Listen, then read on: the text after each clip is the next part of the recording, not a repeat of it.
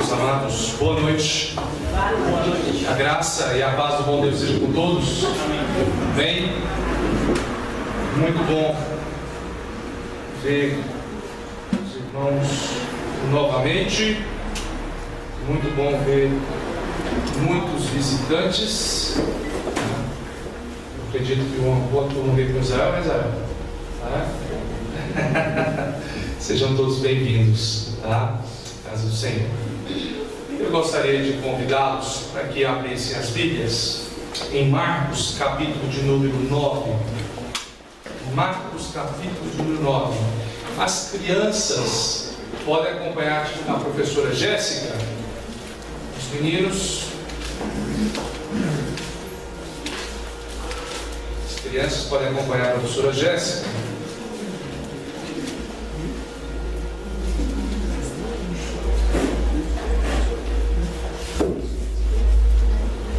Marcos capítulo 9, versículo de número 30. Evangelho de Marcos capítulo 9, versículo de número 30. Nós iremos ler até o versículo de número 37.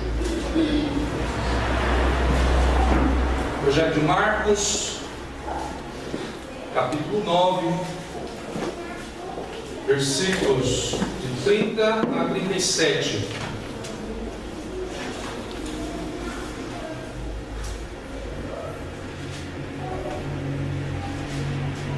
A palavra do poderoso Deus nos diz assim: e tendo partido dali, passavam pela Galileia, e não queria que ninguém o soubesse, porque ensinava os seus discípulos, e lhes dizia: o Filho do Homem será entregue nas mãos dos homens, e o matarão, mas 3 dias depois de sua morte, ressuscitará. Eles, contudo, não compreendiam isso, e temiam interrogá-lo. Tendo eles partido para Cafarnaum, estando ele em casa, interrogou os discípulos: de que é que discorreis pelo caminho? Mas eles guardaram silêncio, porque pelo caminho haviam discutido entre si sobre quem era o maior.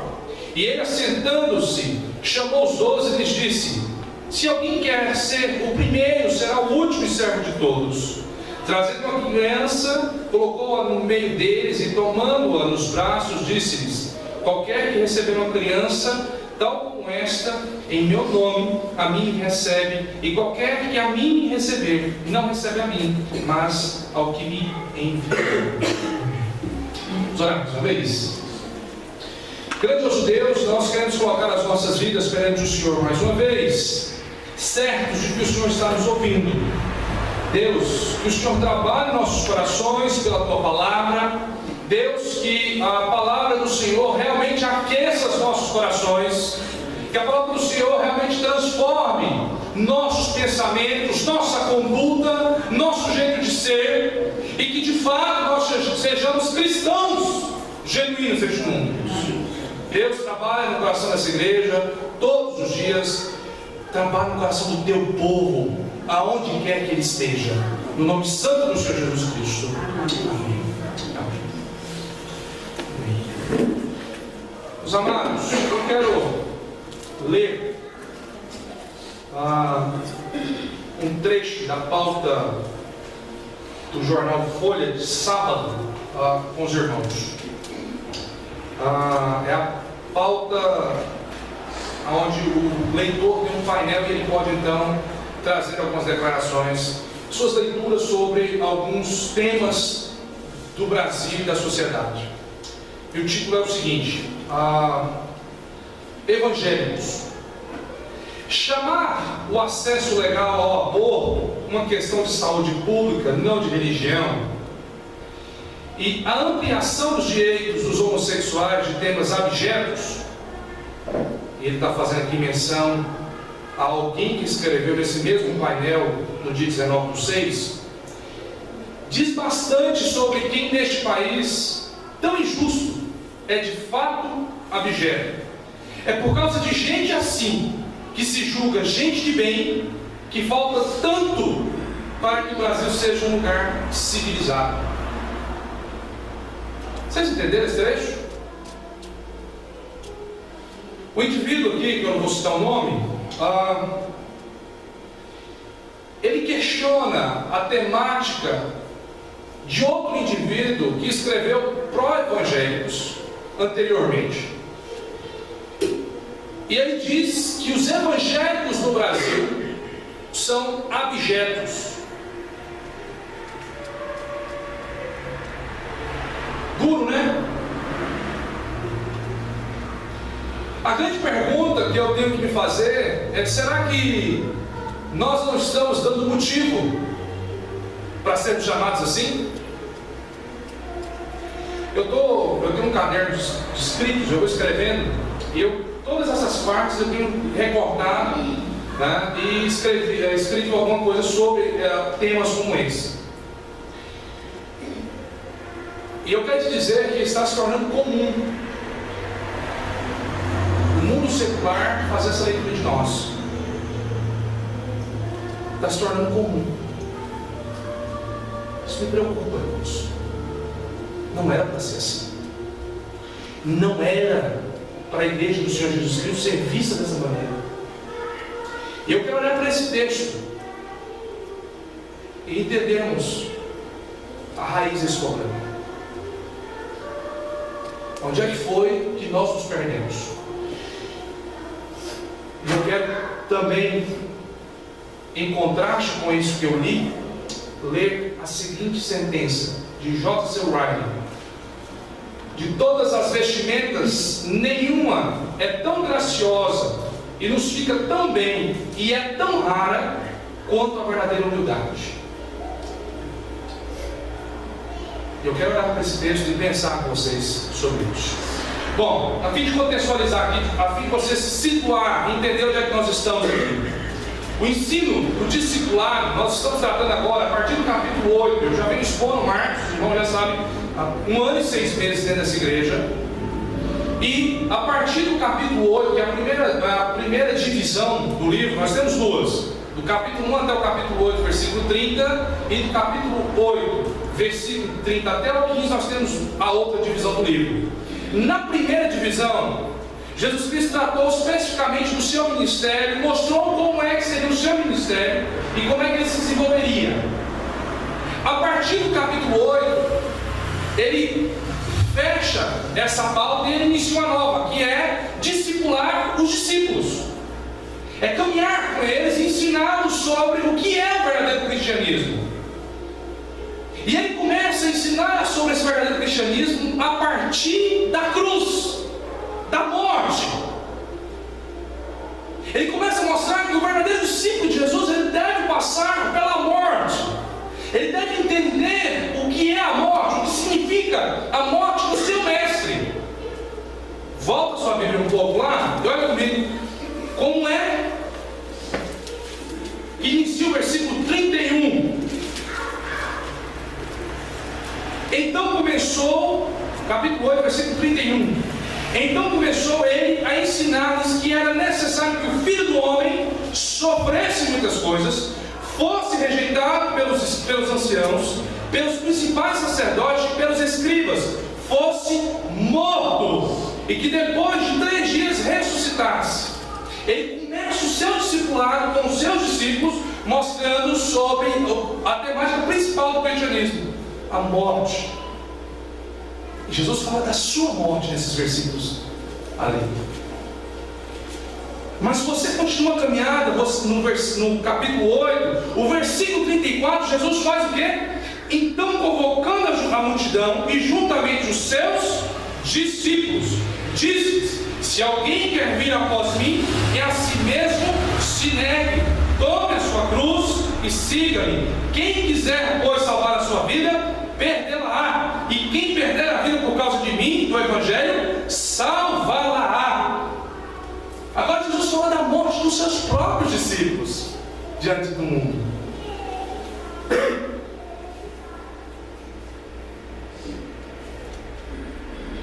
Discipulado genuíno, o verdadeiro discípulo de Jesus, ele deve compreender o que o seu mestre veio fazer e o que o seu mestre exige dele. E Jesus volta à temática de novo. Nós paramos aqui agora no capítulo 1, versículo 30, e novamente Jesus fala sobre a sua morte.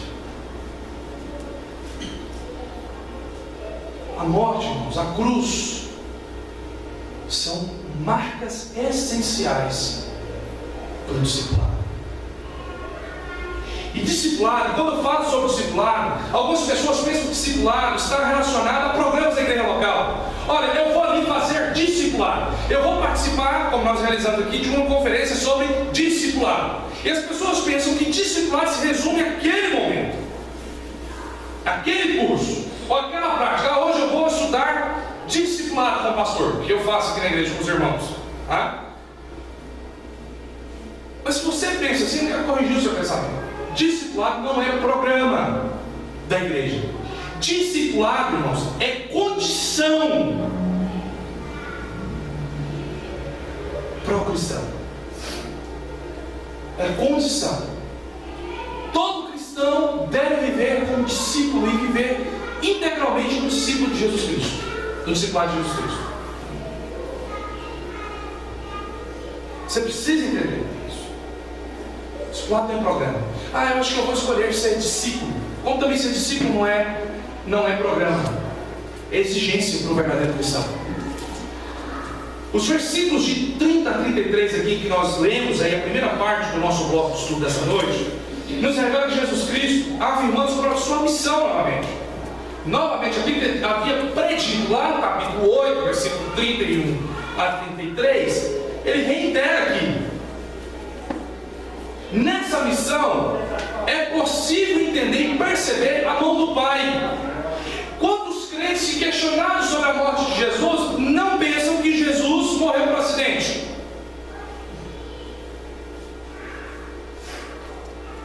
Quantos de vocês não estão aqui nessa noite talvez tenham essa consciência, essa convicção equivocada, mas consciência e convicção de que Jesus morreu por acidente? Por acidente. Ele era um homem bom, mal compreendido, mal entendido no seu tempo. Pronto, pregaram ele na cruz porque ele falou algumas coisas a mais. Intriga da oposição.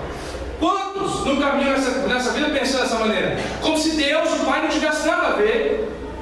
E como se Jesus não tivesse vindo nesse mundo com essa missão. Meu irmão, Jesus veio nesse mundo com essa missão: morrer na cruz por você. Talvez vocês pensem dessa maneira, porque é próprio nosso. Os discípulos de Jesus também pensavam assim. Os discípulos estavam sendo ensinados aqui sobre a necessidade da morte de Jesus Cristo. Era necessário, mas eles se recusavam a entender. Quando você estuda essas palavras, quando Jesus fala que ele seria morto, é evidente aqui Jesus mostrando para eles que o pai dele estava conduzindo ele a isso. E ele intencionalmente tinha intenção de morrer naquela cruz. Os discípulos se recusavam a entender isso. Por isso que eles não queriam interrogá-lo, diz o Marcos aí, né? Versículo 32. E eles, contudo, não compreendiam isso e temiam interrogá-lo. Não compreendiam intencionalmente, também não queriam entender. Você já viu que a gente constantemente faz isso? A gente só entende o que quer. A esposa é psicóloga, ela vem falando isso para mim. Você só entende o que você quer.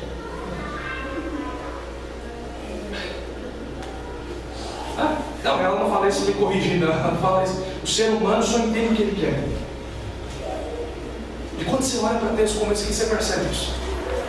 Há indivíduos que só entendem o que quer. E esses discípulos aqui estavam dessa maneira. Enquanto Jesus falava do reino glorioso, que ele viria, que ele se assentaria, dominaria, eles entendiam isso materialmente, eles já se projetavam. E aí você vai entender por que está aí o versículo 33. Ele já se projetavam. Peraí, nós largamos tudo por ele, ok. Ele falou para nós que viria fazer isso, ok. Ele falou que entraria com majestade, ok. Maravilha, ele vai reinar. Nós vamos desbancar esses romanos todos. E aí nós, como estamos ali no círculo mais íntimo, cada um vai sentar no lugar, irmão.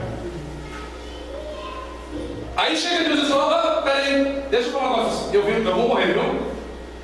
O que é isso, Jesus? Pedrão falou isso, né? E Jesus repreendeu que era o diabo. Pedro entendeu dessa maneira, entendeu o que ele queria. Peraí, Senhor, não fala de morte, não. Nós estamos caminhando para Jerusalém, nós vamos tomar aquele negócio lá, meu amigo. só entendia o que queria. Isso só prova que caminhamos com o Senhor, nos alegramos nas vitórias, mas entendemos e compreendemos parcialmente o que nós temos. E Jesus Cristo nos chama para ver o Evangelho e o cristianismo de forma integral, por completo. Ele nos chama para um discipulado integral e completo. E diante disso, eu então quero meditar com vocês no seguinte tema, que eu vou meditar nesse tema por alguns minutos. Características importantes para os discípulos de Jesus. E hoje vou botar só uma delas: humildade. Para entender esse cristianismo, é preciso ter essa característica: humildade. Não é difícil entender então a pregação de hoje. Tema: características importantes para os discípulos de Jesus. A primeira delas, humildade. Os discípulos de Jesus Cristo, eles precisavam aprender uma lição profunda sobre a humildade. Quão estranho parece-nos, né, ouvir isso e pensar isso, né? Esses caras precisavam entender, esses discípulos precisavam entender. Uns eram pescadores, os outros cobradores de impostos. Esses caras precisavam aprender sobre humildade, já eram pobres, meu amigo. Mas é incrível como um pouco de poder arruma o coração do homem. Eles vinham aí discutindo, né? E aí a gente entra no versículos 33 a 37, principalmente o versículo 34. Jesus pergunta a eles, eles guardam o silêncio. Eu acho que é o violão, viu? Eles guardam o silêncio porque pelo caminho haviam discutido entre si sobre quem era o maior. Estavam competindo sobre a supremacia. Quem é que esperaria que homens pobres, que haviam desistido de tudo por amor a Cristo, seriam perturbados por contenda e dissensão quanto ao lugar de precedência que cada um ocuparia e mereceria? Quem imaginaria isso? O Espírito Santo registrou isso aqui, irmãos, para a igreja, para que a igreja cuide, porque isso reiteradamente acontece no seio da igreja. Pecadores miseráveis, mortos. Os Efésios, vocês são mortos, eles estavam mortos também. Efésios capítulo 2: estando vós mortos pelos vossos delitos e pecados, Ele vos alcançou. Miseráveis. Porque diz Romanos capítulo 3, versículos de 10 em diante, que não há coisa boa nenhuma em nós. Não há nada de bom em nós. Todos pecamos. Romanos 3, 23.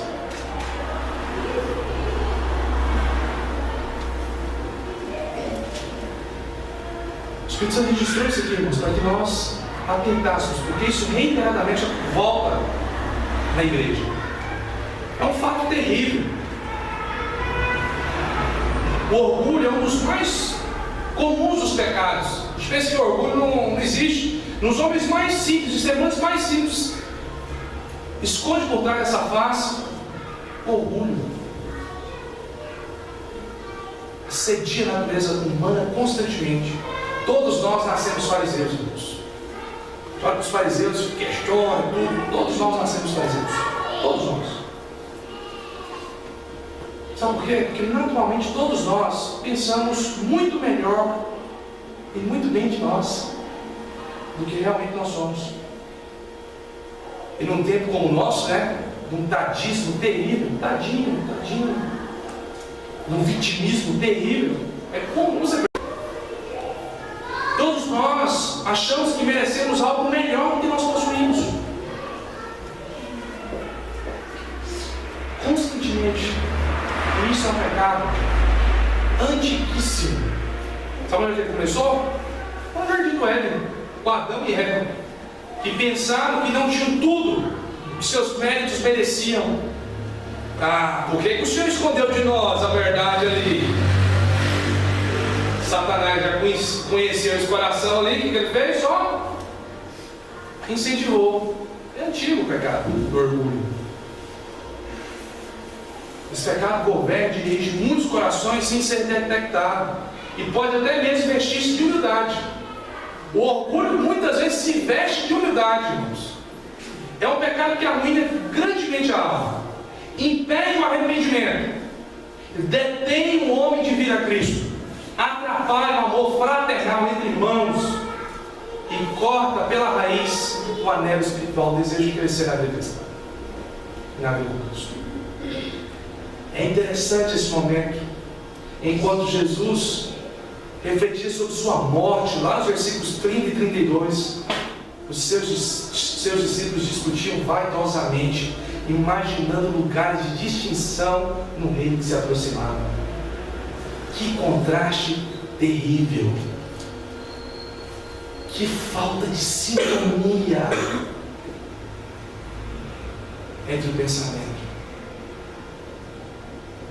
Se parece ou não se parece com alguns contextos que nós conhecemos, principalmente no contexto da igreja brasileira. A Bíblia sempre apontando para Cristo e para a sua morte, e nós queremos descobrir quem vai ser o maior, o mais poderoso, e o que vai ocupar lugares proeminentes.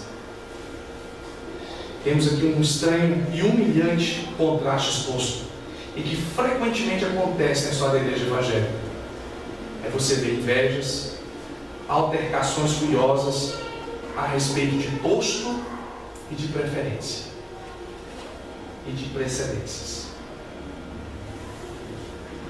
Esta inconveniente discussão só revela que os discípulos só ouviam o Senhor quando Ele dizia as coisas agradáveis de seu ouvido. Só ouviam Jesus quando estavam interessados. Eles ouviam com prazer quando o Senhor lhes dizia sobre a sua vinda no reino glorioso, sobre o seu trono de graça, sobre o seu domínio celeste, mas bloqueavam o ouvido quando ouviam sobre a cruz. Corações envaidecidos brigavam para ver quem seria o mais proeminente do outro lado. Brigavam entre si sobre isso. E do outro lado, os que ouviam isso encontravam-se a inveja dos ciúmes. Falei, vocês? Por que vocês? Porque eu estou mais perto, eu subi no monte, eu vi ele transfigurar. Mas nós largamos aqui embaixo. Seriam postos, homens cheios de paixões ambiciosas, inveja.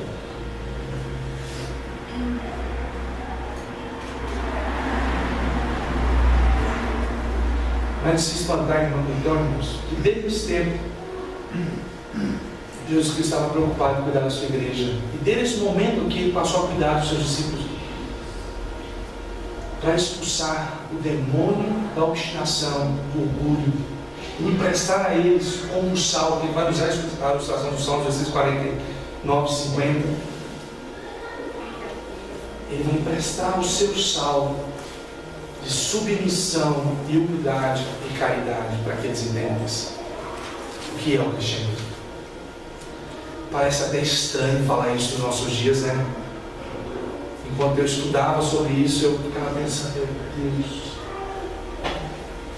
que tempos, dizia o pensador no latim, que tempos, ó Deus, que costumes.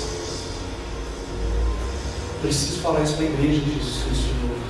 Ei, não é pela espada, não é pela força, pelo braço forte do Senhor. A lição ensinada é essa, irmãos. Para ser grande no reino, Ele diz isso aqui, nosso Senhor, né? Para ser grande no reino, sim, até para obter acesso a Ele, é necessário tornar-se como uma criança pequena. Aí você vai entender, quando Ele pega a criança com toda a mansidão, e ensina e fala metaforicamente. Como já dizia a filósofa, né, do nosso tempo, a Bíblia é cheia de metáforas. De fato, aqui é uma metáfora para nós aprendermos com ela. Jesus diz: qualquer um que se humilhar como este pequenino é o maior no reino do céu. O que essa metáfora quer dizer? A característica mais importante da natureza infantil, irmãos, que constitui o elemento especial da comparação, é a sua despretensão. Eu já ouvi várias explicações sobre esse texto. Cada um quer apontar para a direção do texto, mas é tão simples. O que a criança tem quando elas são pequenas? Despretensão. Falar que a criança é mansinha? Não, desculpa, mas convivendo com crianças eu não acredito nisso. Os pedagogos que estão aqui presentes sabem muito bem disso. Menino, nem fala dele que não tapa no outro. Então de mansidão não tem jeito. Morde. Não é essa a lição do texto. Eles não brigam. Pai e dois pequenos ali, né? Carol e Israel. Brigam ou não brigam? Brigam. Não tem ciúme? Tem sim. Muito. Então não é isso que o texto está dizendo. O texto está falando da despretensão. E aí vocês vão concluir comigo se é ou se não é. Até a infância, nada sabe daquelas distinções de posição, que são resultado do orgulho humano e das recompensas cobiçadas pela ambição humana. Você bota duas crianças, o filho do rei e o filho do mendigo, eles brincam. E eles não estão preocupados. São despretensiosos. Olha, eu sou o filho do rei, você é o filho do mendigo. Que nada, amigo, jogam bola juntos. Eles brincam, não há nenhuma pretensão de ser melhor. Eles não estão ocupados com os cargos que o pai tem ou que o outro lhe falta.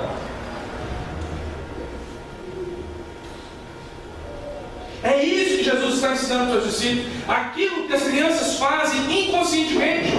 E elas só fazem porque elas não foram carregadas ainda. Porque à medida que vai se doutrinando, olha minha filha, você é filho do desembargador. Portanto, você não pode se misturar com a... À medida que você vai inculcando isso na cabeça da criança, ela vai se posicionando, até que chega um momento que ela faz para outra, olha, não vou brincar com você. Mas enquanto não há essa aculturação na mente dessa criança, ela consegue lidar bem com o outro, sem nenhuma pretensão. E o que nela é inconsciente, Jesus está exigindo de forma voluntária dos seus discípulos e deliberada. Ele está falando, vocês devem agir dessa maneira. Desocupem os seus corações com essa noção de cargos, de posição. Eles não devem ser pretensiosos e ambiciosos como os filhos adultos do mundo, mas mansos e humildes de coração, negligenciando posições e distinções, pensando não em seu lugar no reino, mas doando-se em simplicidade de espírito ao servir. É nesse sentido que o maior no reino, que é o próprio Jesus, ele é o rei. Foi dito isso hoje cedo, ele é o rei. Foi mais humilde do que os homens, o próprio rei. Você imagina que coisa? Esses homens estarem ali disputando o cargo do próprio rei. Espojava-se de toda a sua pompa. Falei, eu vim servir, vim para ser servido.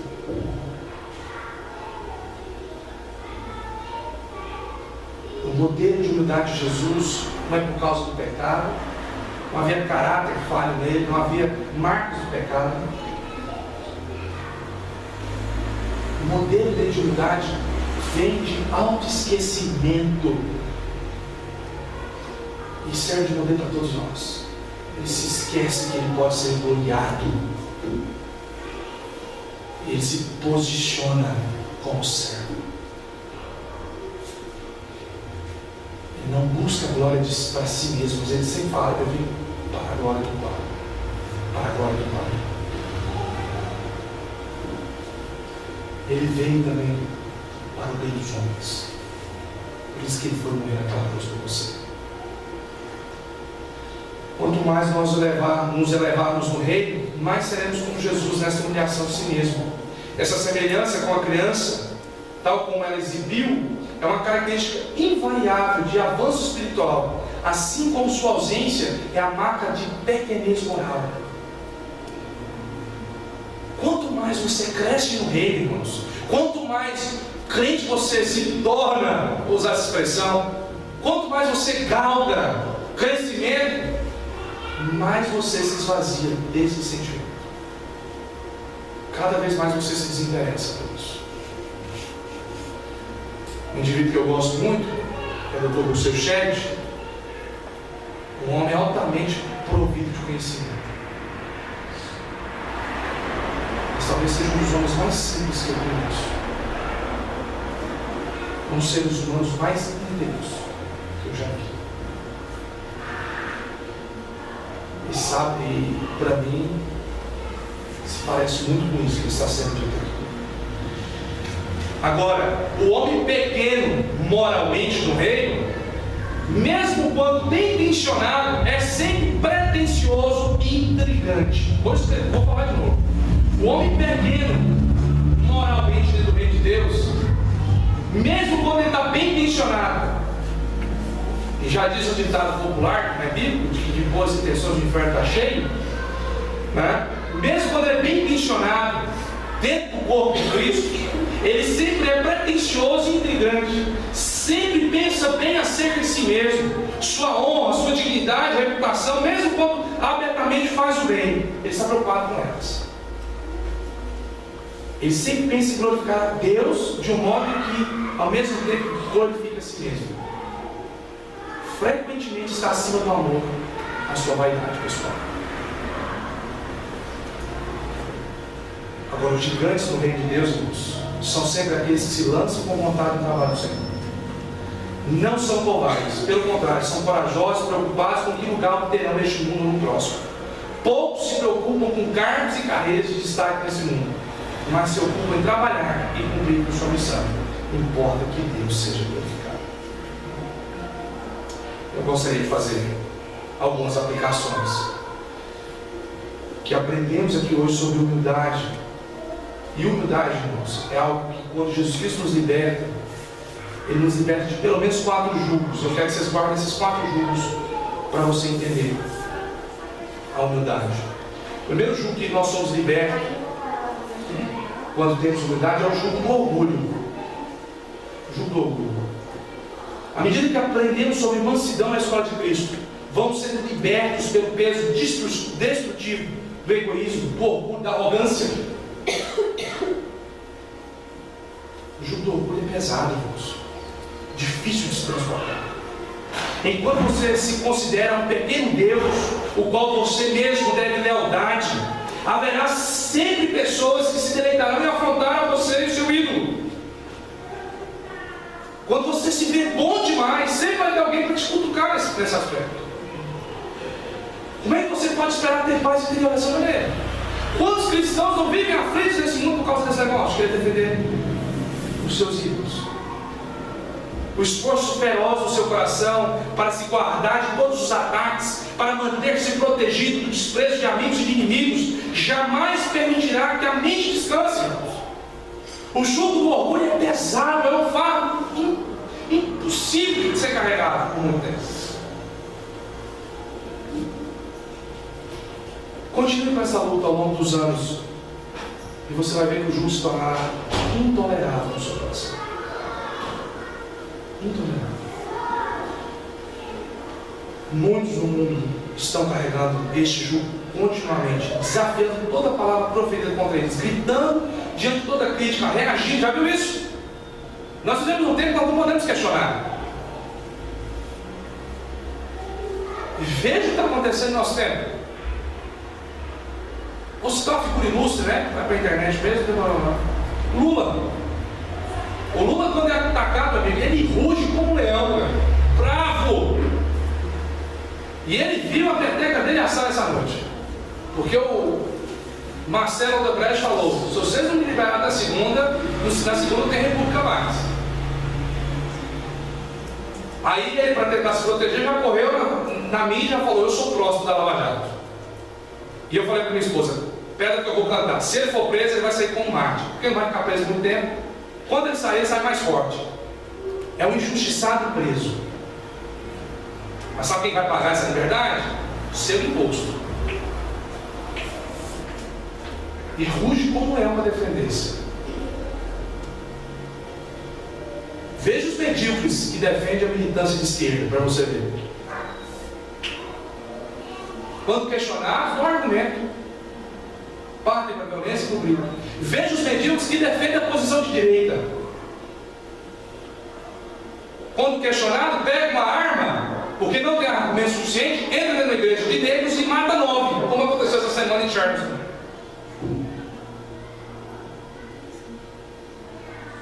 Eu sou de direita, mas não sou medíocre.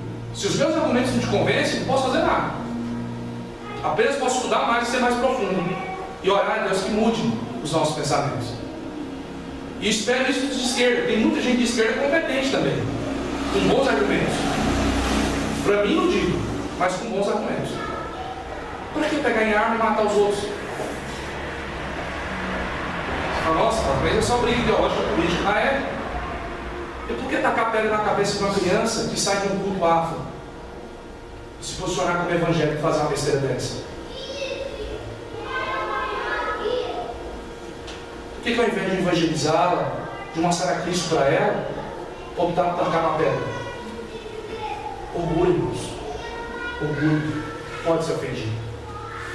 Não pode ter o seu eu questionado. Não pode ter o seu eu confrontado. Todo mundo se defende. Os irmãos de Moisés, Miriam e Arão atacaram quando ele resolveu casar com a Cushita da Etiópia, mulher negra. A Zípora, a esposa dele, tinha morrido, ele resolveu casar com a Cushita, ela era negra. E por causa da discriminação racial, Deus puniu Miriam, a irmã, com lepra. Ela ficou tão branca. Mas sabe, já que você se acha, ela era morena, mas já que você se acha melhor do que ela, eu vou te dar brancura então. Enquanto eles atacavam, Moisés foi ter casado com ela. Deus puniu Miriam e falou: não quero preconceito racial dentro de Israel. E enquanto Moisés não orou e intercedeu, e aí mostra o papel sacerdotal e intercessor em Moisés que figurava em Jesus Cristo, enquanto ele não orou intercedendo para a vida de Miriam, ela não ficou limpa da lepra. E Deus ensinou essa lição para Israel: eu não quero diferença racial nesse mundo. Você já viu que tem preconceituoso?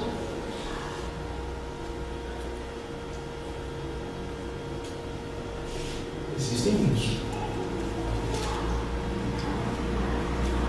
O que Moisés fez diante dessa situação? Brigou, orou, espertou. Se ele era manso, orou, intercedeu pela irmã. Por que ele faz isso? O que ele nos deixa de pensar ao fazer isso? Que é sinal de liberdade do orgulho. Ele sabe quem ele serve. Ele sabia quem ele serviu. Serviu um Deus Todo-Poderoso. O Deus ao qual ele havia se prostrado diante dele era poderoso. Ele trabalhava no seu coração. Mas há um segundo jugo que nós vamos ver ele sair quando o nosso coração é preenchido de humildade. Eu espero que o seu seja nesta noite. É o jugo do fingimento. Esse é o segundo jugo que é pesado para nós. Esse se dá quando queremos mostrar algo que não somos e escondemos aquilo que somos. O homem que tem sucesso moderado nos negócios e tenta aparentar um sucesso enorme, já viu isso? A pessoa que tem uma formação acadêmica limitada e tenta demonstrar um conhecimento, isso aqui no Brasil é comum. Ele tem uma formação acadêmica limitada, mas ele tem os acadêmicos em debate hoje. Às vezes se degradando, insultando um ao outro de costas um para o outro. Que ele enfrenta o outro no olho com bons artigos, como faziam os antigos. Você vê muita conversa hoje, você vê pouco escrito. Já viu isso? Fala para mim, quais são as produções científicas mais recentes das nossas universidades maturas? Eu não tenho. Você não vê nenhum dos físicos do nosso tempo querem sentar com o Steve Hawking, que é um grande cientista físico hoje, se eu não me engano, de Oxford. Negado, não senta com o cara para debater, o cara é ateu. Sabe por quê? Ele faz muito barulho e tem medo de se defrontar com argumentos melhores do que os nossos. Isso é fingimento, irmãos. Fingimos porque temos medo de ser conhecidos como realmente somos. Não queremos que os outros pensem que somos mal informados, desajeitados, grosseiros ou coisa assim. No entanto, o verdadeiro problema é que somos pecadores e esse é o nosso medo real. Embora muitas vezes não admitamos, nem para nós mesmos nós somos pecadores. Esse é o nosso maior problema. E temos medo que alguém descubra que temos um coração enganoso e que somos desesperadamente corruptos, como dizia o profeta Jeremias. Mas eu quero dizer para você a boa notícia: Jesus nos liberta disso. Quando seguimos, Ele nos liberta do fingimento. Ele faz isso trazendo sua própria presença, nos coloca face a face com Deus, diante de quem somos e de quem Ele é. E todos os nossos desejos, as nossas intenções são esclarecidos. Mas há um terceiro jugo que eu quero pensar com você nessa noite, que é o jugo da artificialidade. Está muito próximo do fingimento, mas eu fiz questão de separá-los aqui. O jugo da artificialidade é quando a pessoa vive de máscaras. Vive de máscaras. Essa pessoa parece estar sempre desempenhando o papel. Isso parece ser divertido no começo, mas chega um momento que cansa. E queremos que a pessoa pare, seja ela mesma. Contudo, a artificialidade fica longe da cruz de Cristo. Fica longe. A cruz é tão real, de uma intensidade tão brutal, que ficar diante dela é como estar diante de uma luz brilhante que penetra em todos os excessos do nosso ser. Talvez seja por isso que a igreja abandonou a cruz. Quando se aproxima da cruz, você se vê melhor. Quando você se aproxima de Jesus, você se vê melhor. Por isso não se prega mais sobre essas coisas. Não se lembra as pessoas de quem elas são. E não se escancara o coração, mas se massageia o ego. E fala com aí as igrejas, aquele que está seguindo Jesus terá exatamente essa experiência de se defrontar com Cristo e ver seus pecados expostos. Se caminharmos com Cristo, cresceremos na humildade. Se não andarmos em humildade, e se o orgulho, o fingimento e a artificialidade não se desvanecer em nossa vida, não estaremos vivendo com Cristo. E o quarto e último jugo que eu gostaria de aplicar e que você se despojasse dele é o jugo da luta interior. Nós somos libertos, irmãos, da luta interior quando andamos em humildade com Cristo. O que é a luta interior? A luta interior é tentar impor a nossa vontade ou conseguir o nosso reconhecimento neste mundo.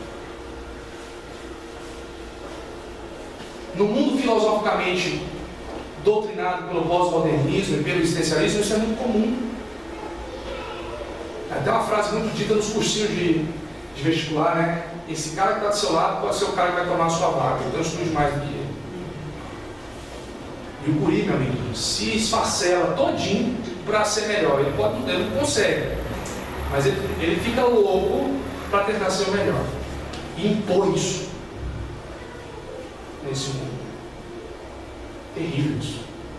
E isso vale para qualquer área de conhecimento, qualquer área da vida.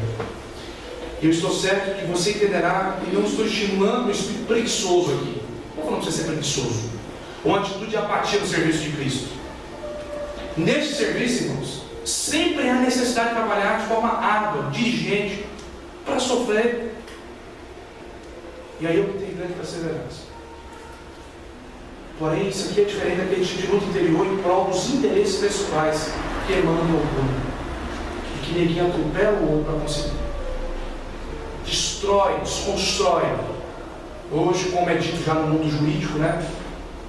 Você mina toda a estrutura da pessoa. no campo político, né, tem usado muito essa expressão, a desconstrução moral do indivíduo. Perceptivo nas nossas campanhas políticas, né? Demonizam os indivíduos, né? Eduardo Campos é que se deu bem ali, morreu antes de presenciar aquela situação, porque ele ia ser detonado pelo grupo do PT. Ia mesmo. Os caras estão detonando ele até hoje.